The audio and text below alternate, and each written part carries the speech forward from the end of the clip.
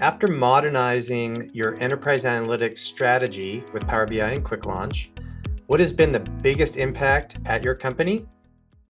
One of our companies, our most profitable one. The very first time we introduced analytics and Power BI to the executive team, by able to show them the data, we were able to knock down a lot of tradition.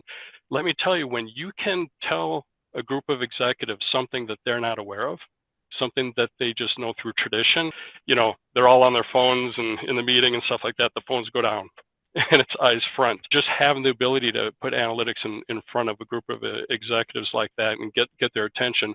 Well, that embarked on a first phase a year and a half ago, netted $6 million additional revenue a month by just visualizing the efficiency in just one of the stages of the copper mill production. And it's attributed to visibility. So the dashboards that we built, not only the executives go to it they start their day with it, but we have digital displays throughout the mine.